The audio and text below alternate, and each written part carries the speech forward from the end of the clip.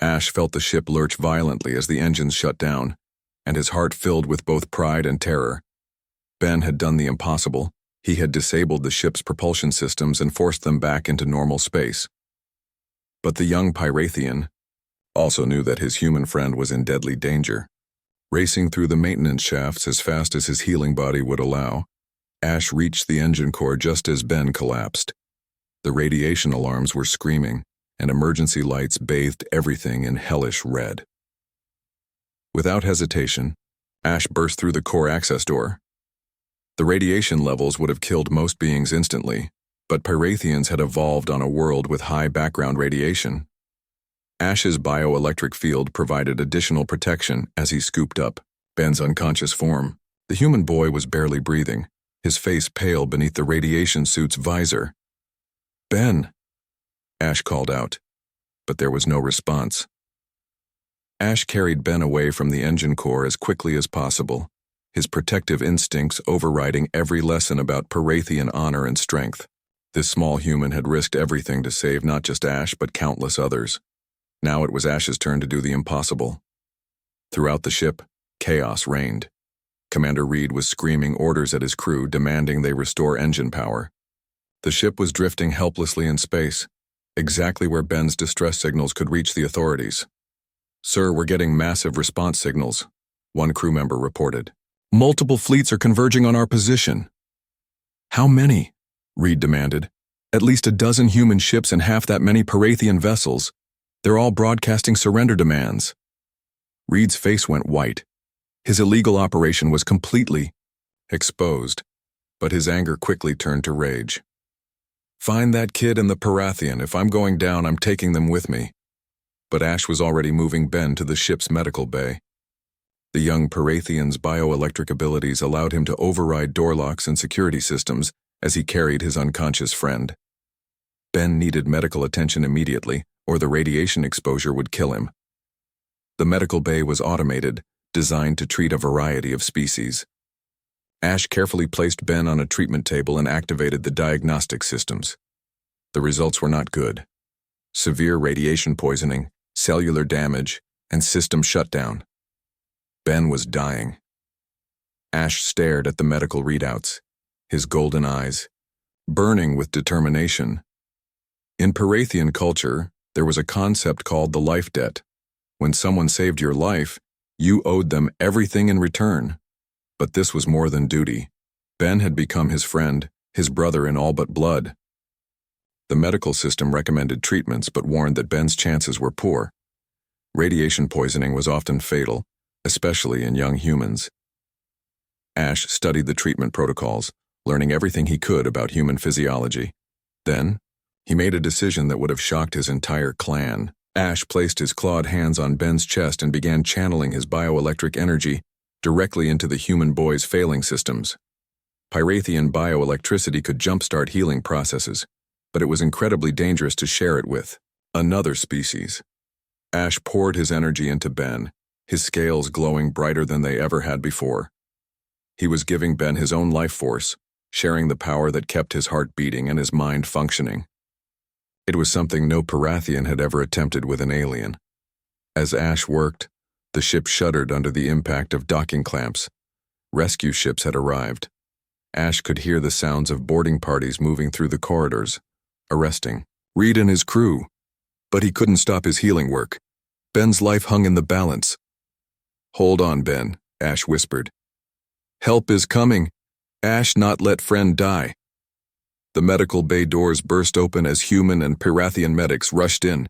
They stopped, in amazement at the sight of a young Pyrathian channeling bioelectric energy into a human patient. "Incredible," one of the human medics breathed. "That's impossible. The bioelectric fields should be incompatible." But Ash had found a way to make it work. His determination to save Ben had driven him to attempt something that science said was impossible.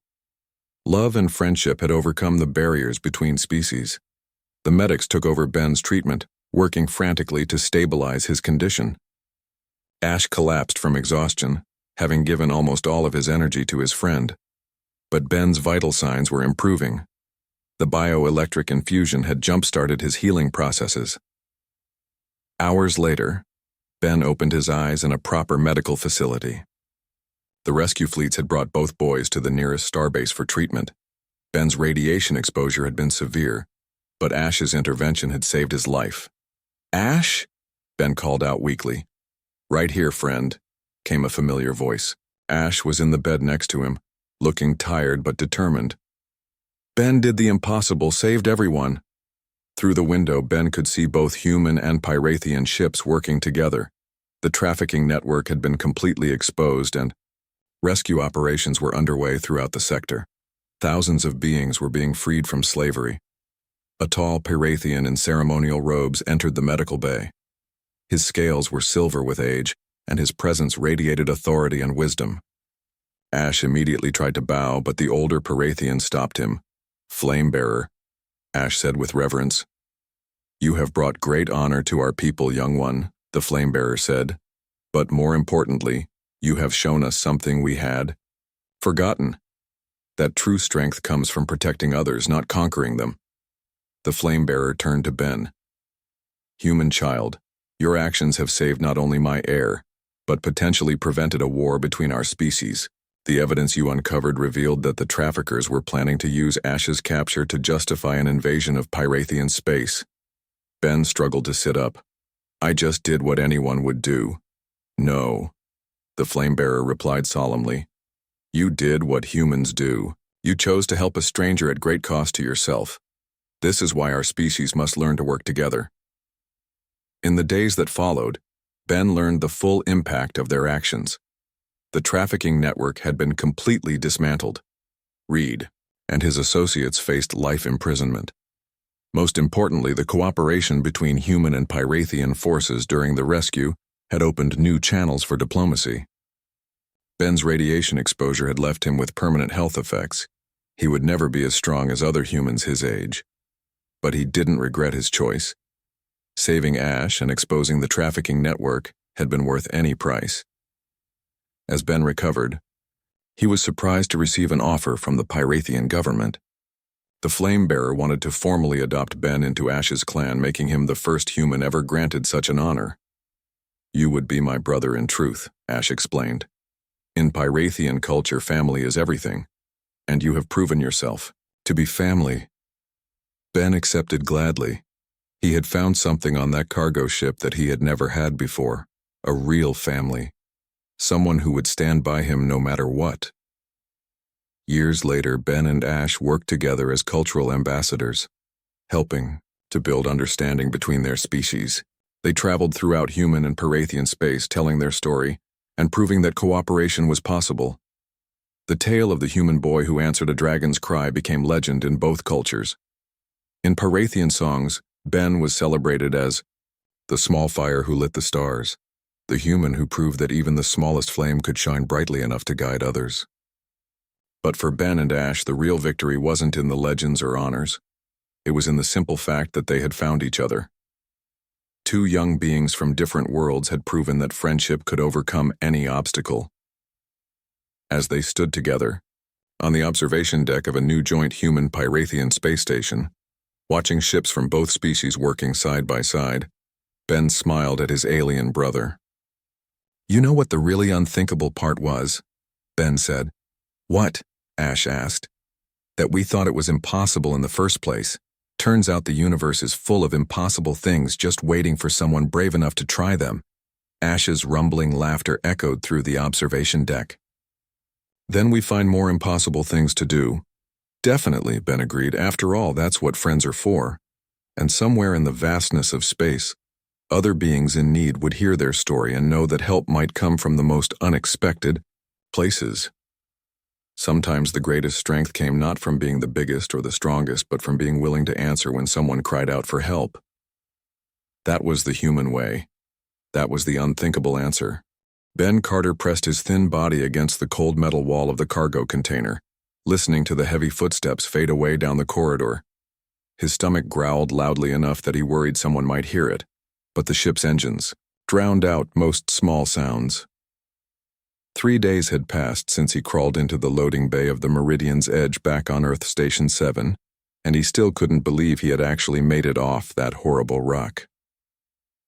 The slums of Earth Station 7 were no place for a 12-year-old boy, especially one without family or credits. Ben had watched too many kids his age disappear into the factories or worse. And when he overheard dock workers talking about a cargo ship heading to the outer colonies, he knew it was his only chance. Now he was somewhere in deep space, probably farther from Earth than any human had ever taken him. His throat felt like sandpaper, and the stolen nutrition bars he had grabbed before hiding were long gone.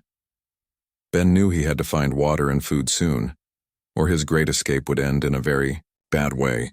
The cargo hold stretched out like a metal cavern filled with containers of all shapes and sizes. Some were marked with human writing, others had strange symbols that hurt his eyes to look at. Ben squeezed between two massive containers, following, the sound of water dripping somewhere ahead. The ship's artificial gravity made everything feel normal, but he could sense the vast emptiness of space all around them. As he moved deeper into the cargo area, he noticed that some containers were different from the others. They had thick metal walls and what looked like life support connections. A low rumbling sound echoed from somewhere nearby. Ben froze, thinking it might be a crew member, but the sound came again, deeper and more animal-like than any human voice. His curiosity got the better of his caution, and he followed the sound toward a section of the hold marked with warning symbols in multiple languages. The containers here were definitely different. They were larger, with reinforced walls and heavy locks. Ben could hear scratching and movement from inside several of them. His heart pounded as he realized what this meant. The ship wasn't just carrying regular cargo, they were transporting living creatures. Another low rumble came from the container nearest to him, followed by what sounded almost like crying. Ben had heard enough crying in the slums to recognize pain and fear when he heard it. Whatever was inside that container was hurt and scared. He looked around for something to stand on and found a small maintenance crate. Standing on the crate, Ben could see through a small viewing port in the container's side. What he saw made him gasp and nearly fall backward. Inside was a creature unlike anything he had ever seen or imagined. It looked like the ancient dragons from the old Earth stories. But this was real and alive. The creature was about the size of a large dog with dark scales that seemed to shimmer even in the dim light. The dragon-like being was chained to the floor of the container with thick metal bonds around its legs and neck. Dried blood stained the floor around it, and one of its wings hung at an odd angle. But what struck Ben most were its eyes. Large, intelligent eyes filled with pain and something that looked almost like hope when it saw him looking in. Ben's mind raced. He had heard stories about alien creatures, of course, but seeing one in person was completely different. This wasn't some monster from a nightmare. This was someone who was hurt and trapped and scared. The creature made that rumbling sound again, and Ben realized it was trying to communicate. "Hey there," Ben whispered, not knowing if the creature could understand him. "It's okay. I'm not going to hurt you." The creature's eyes focused on him with startling intelligence. It moved its head slightly and made a softer sound, almost like a question. Ben felt his heart break looking at the chains and injuries. No living thing deserved to be treated like this. He climbed down from the crate and examined the container's lock system. It was electronic, far more complex than anything he knew how to open. But Ben had grown up on the streets, and street kids learned to be resourceful. He searched through his pockets and found the small multi-tool he had stolen from a maintenance worker weeks ago. As he worked on the lock, Ben heard footsteps approaching. He quickly hid behind another container, holding his breath as two crew members walked past talking in low voices. "The captain wants to make sure the special cargo stays healthy until we reach the station," one of them said. "That Pyrathian is worth more than everything else in this hold combined." "Still can't believe we caught one alive," the other replied. "Thought they were supposed to be impossible to capture." "This one's just a youngster," the first voice answered.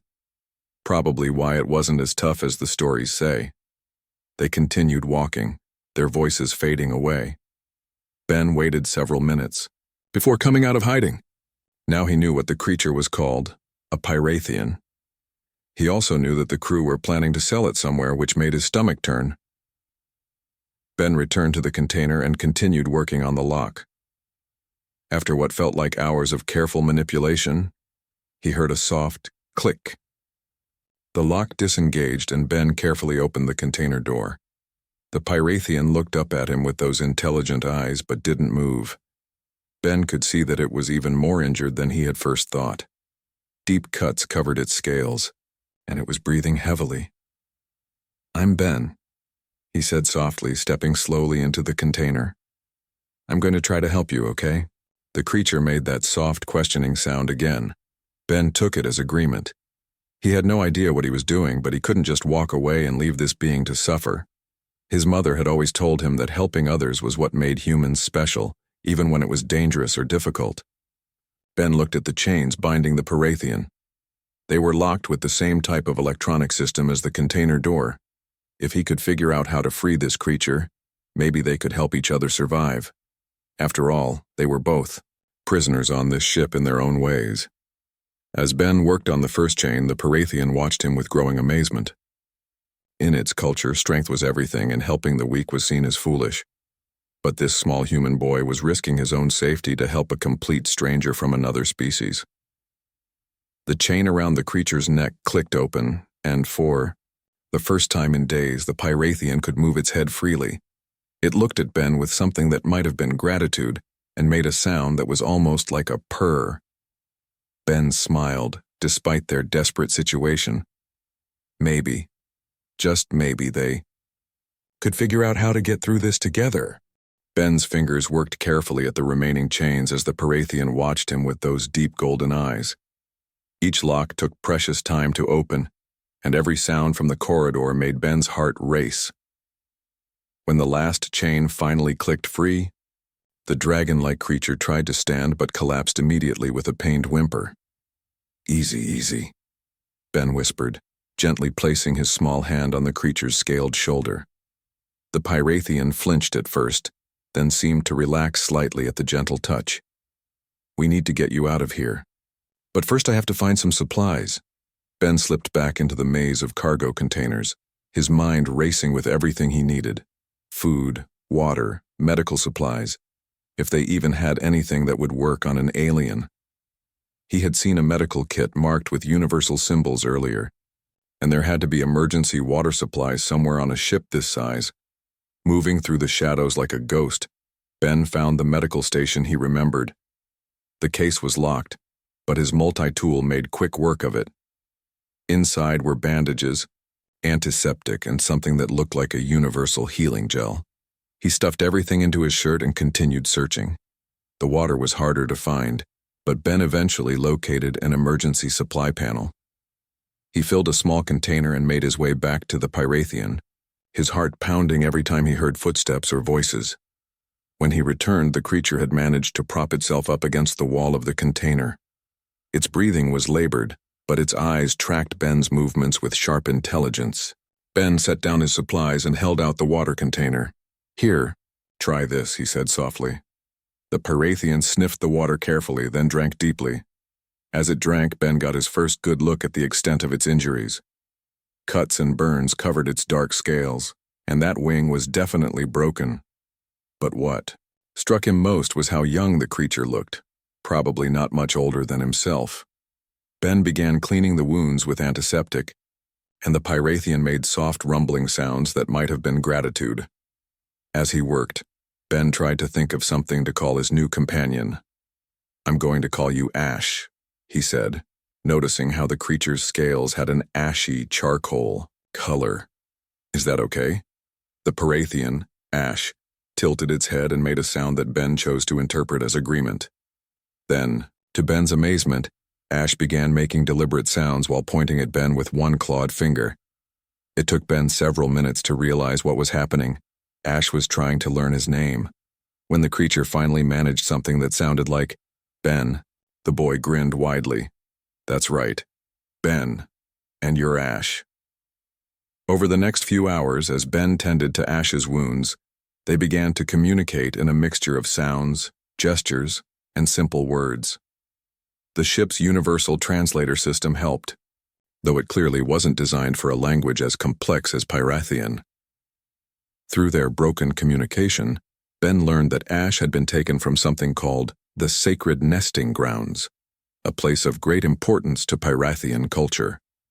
Ash's family were warriors and leaders among their people, and the young Parathians' capture was not just a crime but a deep dishonor to the entire clan.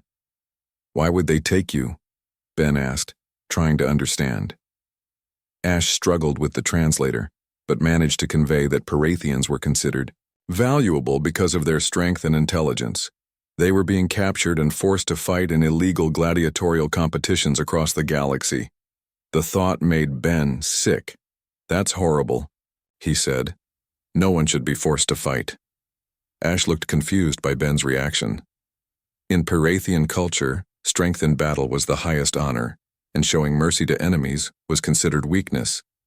The idea that this small human boy would risk his own safety to help a stranger, especially one from a completely different species, was completely foreign to everything Ash had been taught. "Why help Ash?" the young Pyrathian asked, using the translator's halting voice. "Ben not strong, Ben not warrior, why risk?" Ben thought about it for a moment. How could he explain something that felt so natural to him? "Because you were hurting, and I could help. That's what you do. You help people when they need it." This answer seemed to puzzle Ash even more. In Parathian society, you helped your clan because they were your clan, and you fought enemies because they were enemies. But this human concept of helping strangers simply because they needed help was completely alien. As the hours passed, Ben made several trips to gather more supplies. Each time he returned, he found Ash a little stronger, a little more alert. The healing gel seemed to be working, and the clean water was helping too. During one of these supply runs, Ben overheard a conversation that made his blood run cold. "Captain wants to know why the Parathians' vital signs have been fluctuating," a crew member was saying. "Probably just stress from the capture," another replied.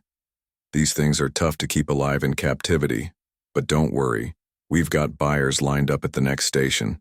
Even if it's a bit damaged, it'll still fetch a good price." Ben rushed back to Ash with this news. "We have to get out of here," he whispered urgently. "They're planning to sell you at the next station." Ash's golden eyes flared with something that might have been anger. Through the translator, the young Parathian managed to explain that being sold like property was the ultimate dishonor for their kind. Death would be preferable.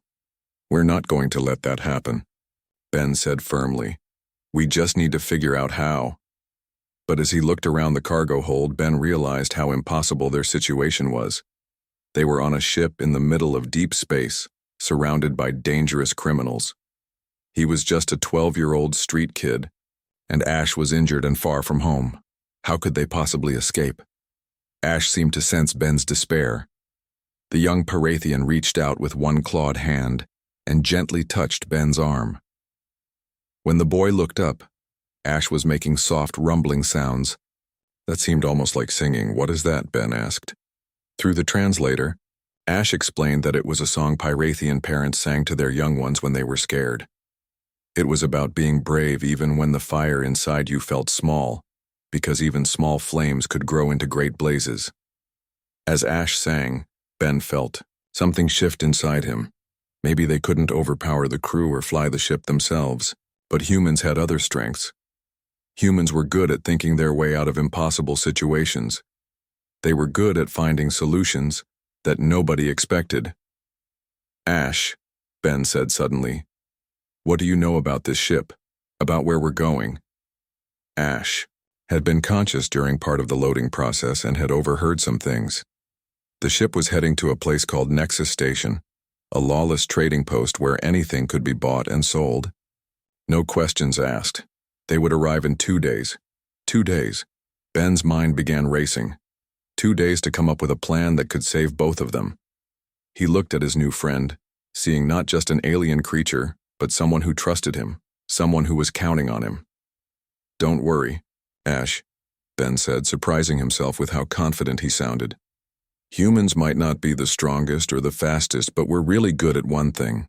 We never give up. We're going to find a way out of this." Ash tilted his head, still not fully understanding this strange human concept of hope in the face of impossible odds. But something in Ben's voice, something in his determined expression, made the young Pyrathian believe that maybe, just maybe, This small human boy might actually be able to do the impossible. As they settled down to rest, hidden deep in the cargo hold, both Ben and Ash were thinking about tomorrow. They were no longer alone in their fear and pain. They had each other, and sometimes that was enough to make even impossible things seem possible. Warning sirens suddenly pierced the quiet of the cargo hold, jolting Ben awake from an uneasy sleep. Red emergency lights bathed everything in an eerie glow as the ship's intercom crackled to life. All crew to stations immediately. We have a security breach in Cargo Bay 7. Missing property requires immediate recovery. Ben's stomach dropped as he realized what had happened. Someone had discovered that Ash's container was empty. He shook his alien friend gently, and Ash's golden eyes snapped open instantly, alert and ready for danger. "They know you're gone," Ben whispered urgently. "We have to move now." The sound of heavy boots echoed through the cargo hold as search teams spread out. Ben grabbed the few supplies they had gathered and helped Ash to his feet. The young Pyrathian was much stronger now after a day of rest and healing, but still moved carefully to avoid aggravating his injuries. "This way," Ben whispered, leading Ash deeper into the maze of containers. Ben had spent years hiding from security forces on Earth Station 7, and those skills were serving him well now. He knew how searchers thought, how they moved, and most importantly, how to stay one step ahead of them. The cargo hold was huge, but it wouldn't hide them forever. "Split up and check every container," came a gruff voice from somewhere behind them. "The captain wants that Pyrathian found before we reach Nexus Station. And if you find the stowaway, bring him too. Might get a good price for human kids these days." Ben felt sick at those words but forced himself to focus. Panic would get them both captured or worse. He led Ash to a section of the hold filled with massive shipping containers, stacked 3 high. Between them were narrow spaces barely wide enough for a person to squeeze through. "Can you fit?" Ben asked, indicating a gap between 2 containers. Ash nodded and began squeezing through. Despite being larger than Ben, the Pyrathian moved with surprising grace. His injuries were healing well, and Ben noticed that Ash seemed to be getting stronger by the hour. They made their way through the narrow passages between containers, staying low and moving carefully. Behind them, Ben could hear the searchers getting closer. Flashlight beams swept through the cargo hold, and voices called out to each other as they coordinated their search. "Check the upper levels," someone shouted. "That thing has wings. Might have tried to get up high." Ben grinned despite their dangerous situation. The crew obviously didn't know that Ash's wing was injured, and that Pyrathians couldn't actually fly in enclosed spaces. Their ignorance might work in his and Ash's favor. As they moved through the cargo maze, Ben began to form a plan. The ship's maintenance shafts ran throughout the vessel, connecting all the major systems. If they could reach the shafts, they could move around the ship without being seen. But first, they had to lose their pursuers. Ben spotted a section where several containers created a natural hollow space, almost like a cave. He motioned for Ash to hide there while he put his plan into action. "Stay here and don't make any sounds," he whispered. "I'm going to lead them away." Ash grabbed Ben's arm gently with one clawed hand. Even without words, the young Pyrathian's meaning was clear. He didn't want Ben to risk himself. "Trust me," Ben said softly. "Humans are good at this kind of thing." Ben slipped away from their hiding spot and began moving deliberately toward the opposite end of the cargo hold.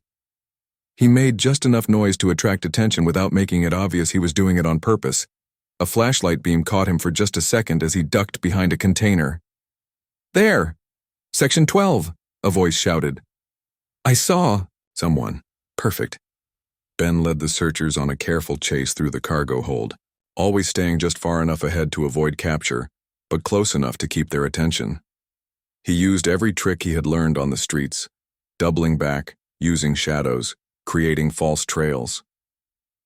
As the search team focused on pursuing Ben, Ash made his way toward the maintenance access point Ben had spotted earlier.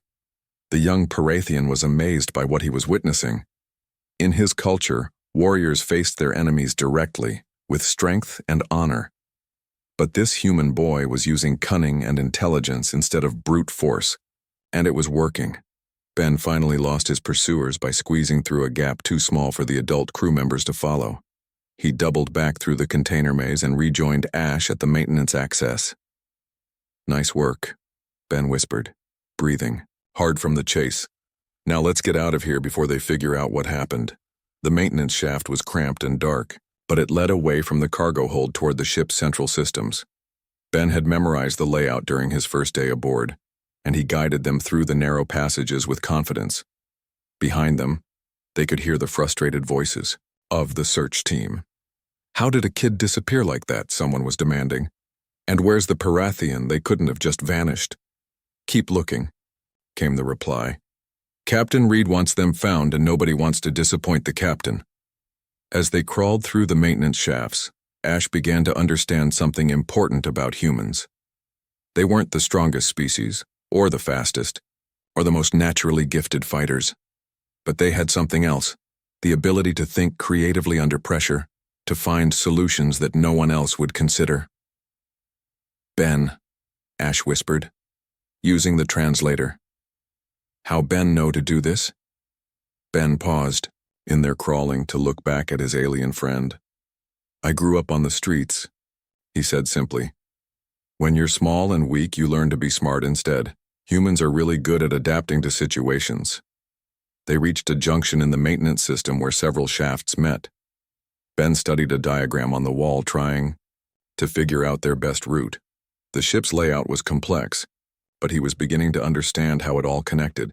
"We need to find the communications array," Ben said suddenly. "If we can send a message, maybe we can get help." Ash looked confused. "Message to who?" "Ash family far away. Ben family far away. Both human and Parathian space forces patrol this sector," Ben explained. "If we can prove what's happening on this ship, they'll have to investigate." It was a long shot, but Ben couldn't think of any other options. They couldn't fight their way off the ship, and they couldn't pilot it themselves. But maybe they could expose the crew's illegal activities and force someone to intervene. As they made their way toward the ship's communication section, the search for them continued below. Ben could hear crew members moving through the cargo hold, checking every possible hiding spot. It was only a matter of time before someone thought to check the maintenance shafts. "We have to move faster," Ben whispered. But as they approached the communications array, Ben realized they had a bigger problem. The area was heavily secured and monitored. Getting access to the communication system would be almost impossible without being detected. Ash seemed to sense Ben's growing worry. The young Parathian reached out and touched Ben's shoulder gently. "Ben help Ash when impossible," Ash said through the translator. Now Ash helped Ben. For the first time since his capture, Ash felt something he had almost forgotten. Hope. This strange human boy had shown him that there were other kinds of strength besides physical power. Now it was time for Ash to show Ben that Parathians had their own special abilities. As they prepared to make their desperate attempt to reach the communications array, both Ben and Ash knew they were running out of time. The ship was getting closer to Nexus Station with every passing hour, and their pursuers were getting more systematic in their search. But they also knew something else. They weren't giving up. Ben's human determination and Ash's Parathian courage were combining into something neither species had expected. Together, they might just be able to do the impossible. Ben stared at the communication array access panel, his heart sinking as he realized the complexity of the security system. Multiple layers of encryption and biometric scanners protected the ship's communication systems. Getting through would require more than his simple multi-tool and street-smart thinking. "This is impossible," he whispered to Ash, who was crammed into the maintenance shaft beside him. But Ash had been studying the human boy's face, learning to read his expressions. The young Parathian reached past Ben and placed one clawed finger on a specific section of the panel. To Ben's amazement, Ash's claw began to glow with a soft, warm light. "Parathians generate bioelectric energy," Ash explained through the translator. "Can interfere with electronics." The security panel flickered and sparked as Ash's natural electrical field disrupted its circuits. Warning lights flashed briefly before the system reset itself with a soft chime. The access panel slid open, revealing the ship's main computer terminal. "That's incredible," Ben breathed. "I had no idea you could do that." Ben quickly accessed the ship's data core, his fingers flying over the unfamiliar controls. Growing up in the slums had taught him to learn new systems quickly.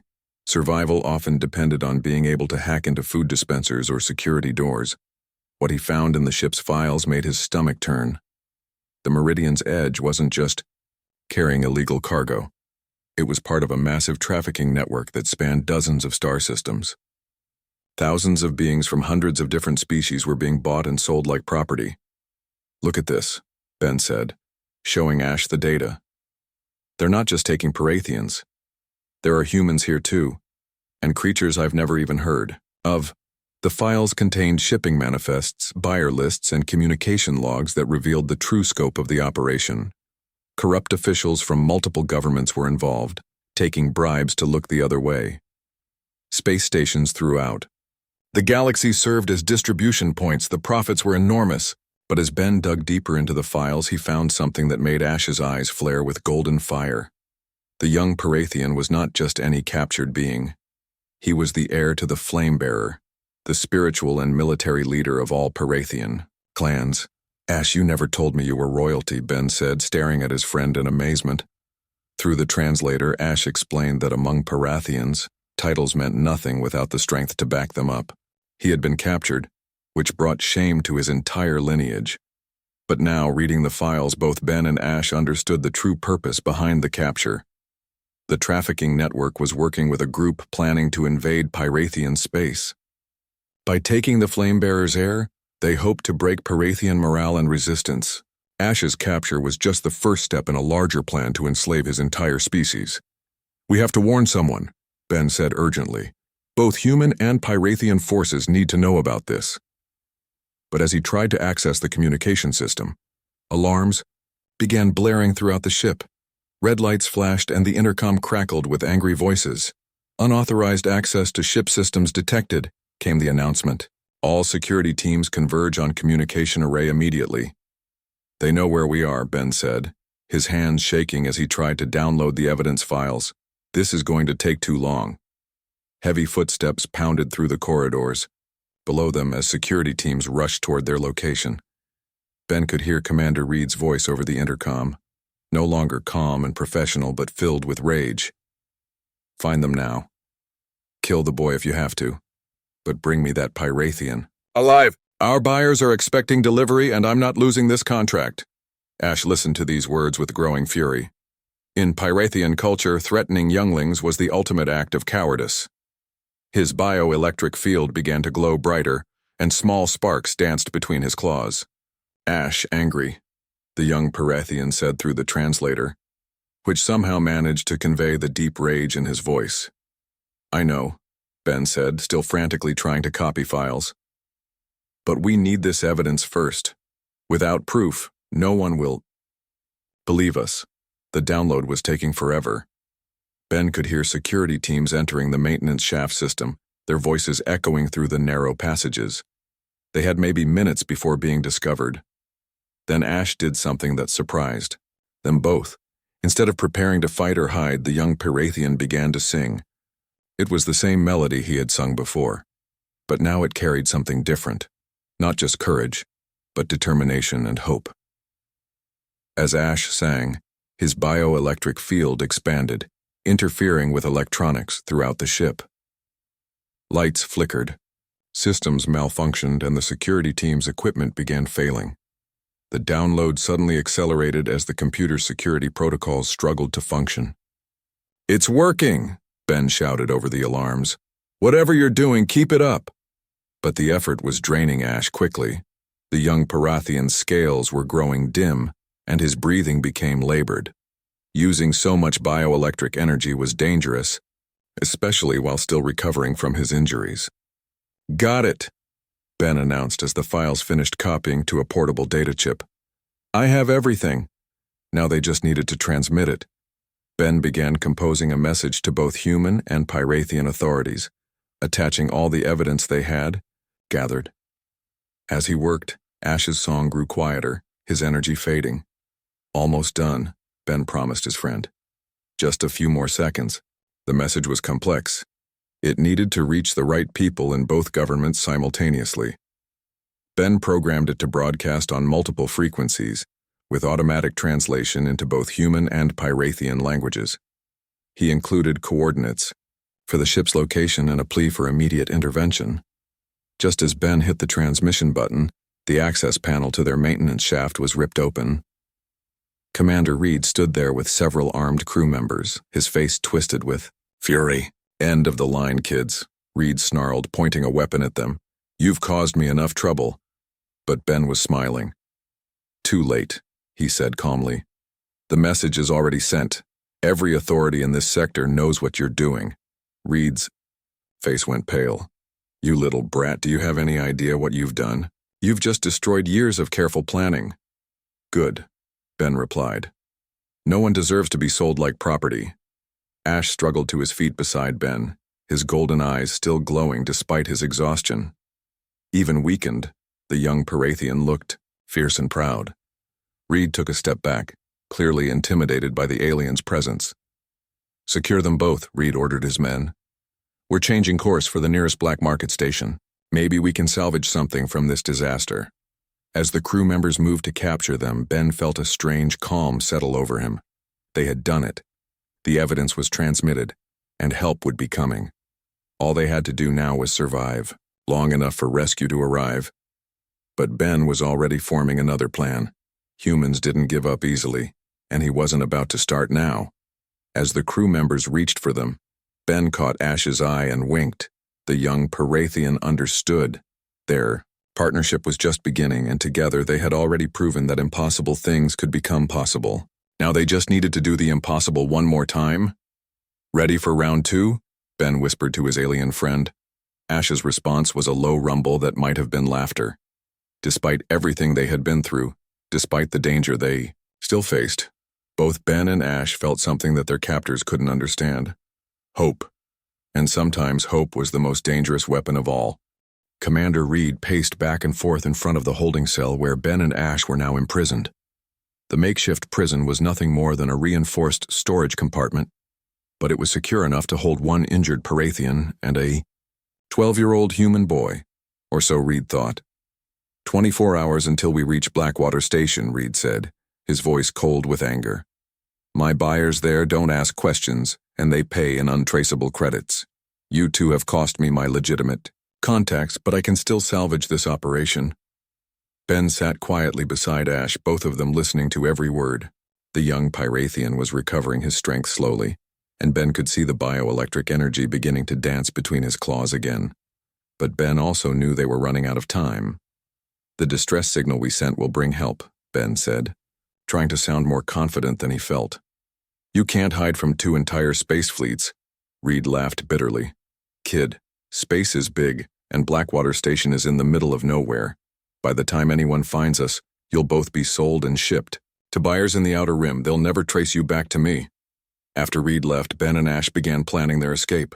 The holding cell was secure, but Ben had noticed something during their capture. The ship's engine core was located directly below their current position. If they could find a way down there, they might be able to sabotage the ship's propulsion system. "Can you use your bioelectric ability to override the door locks?" Ben asked. Ash nodded but looked worried. "Can do, but ship systems more complex than communication array. Might cause bigger problems." "Bigger problems might be exactly what we need," Ben replied with a grin. But as Ash began working on the door, Ben realized they faced a much bigger challenge. Even if they escaped their cell, getting to the engine core would require passing through the most heavily secured parts of the ship. And once there, sabotaging the engines would be incredibly dangerous. The door lock finally gave way, under Ash's electrical interference, sparking and smoking as the metal panel slid open. Ben peeked out into the corridor, making sure no guards were nearby. The coast was clear, but he could hear crew members moving around in other parts of the ship. "This way," Ben whispered, leading Ash toward the maintenance shafts they had used before. But as they moved through the ship's narrow passages, Ben began to have doubts about his plan. Sabotaging the engines might disable the ship, but it would also put everyone aboard in danger. Even criminals like Reed and his crew didn't deserve to die in the cold vacuum of space. Ash seemed to sense Ben's uncertainty. Ben worried.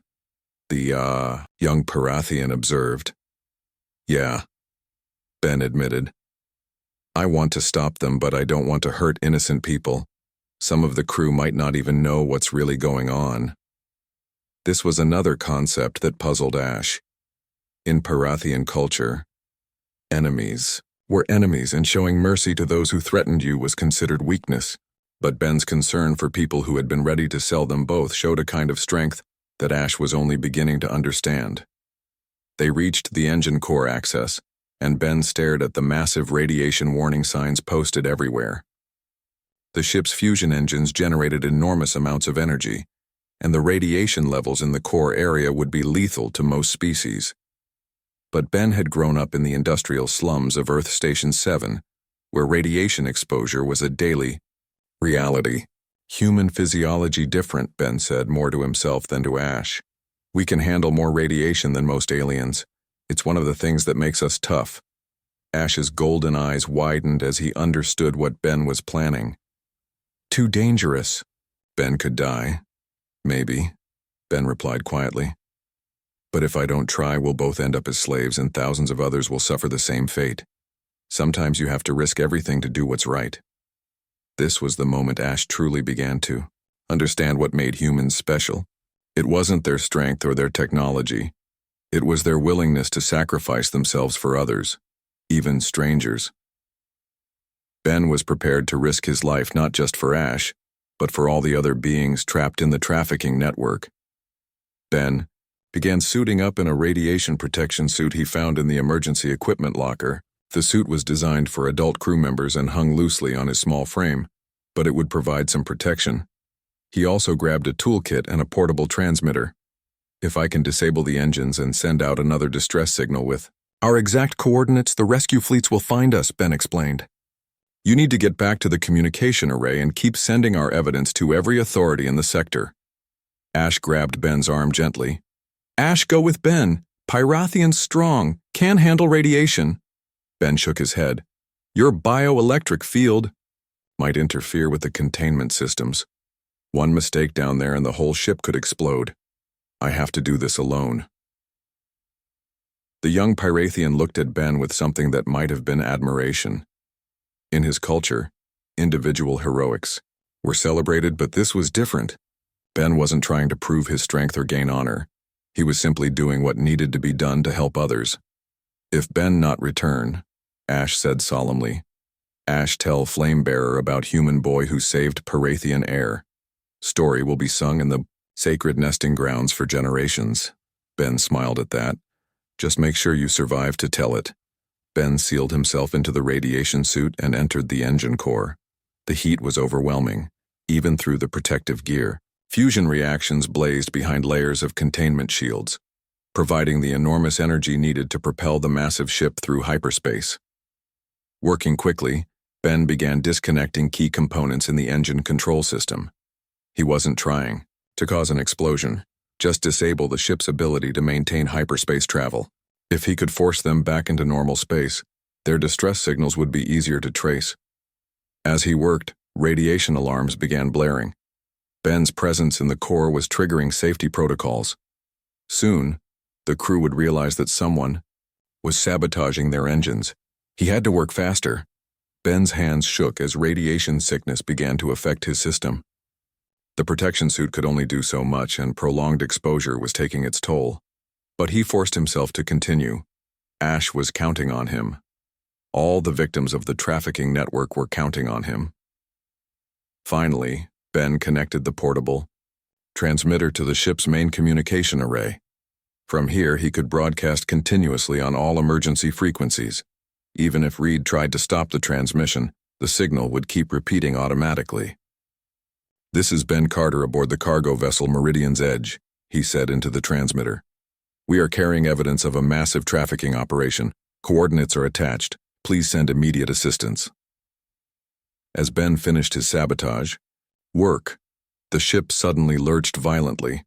The engines were shutting down exactly as he had planned. Emergency lights flashed as the ship dropped out of hyperspace, returning to normal space where their signals could reach the authorities. But Ben's vision was beginning to blur from radiation exposure. He had accomplished his mission, but the cost was becoming clear. He stumbled toward the exit, his legs barely supporting him. "Come on," he whispered to himself. "Ash is waiting. You can't give up now." Ben collapsed just as he reached the engine core exit.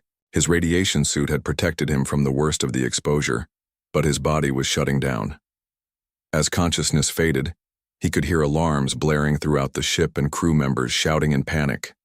His last thought before everything went dark was a hope that Ash would be safe and that their sacrifice would save all the others trapped in the trafficking network.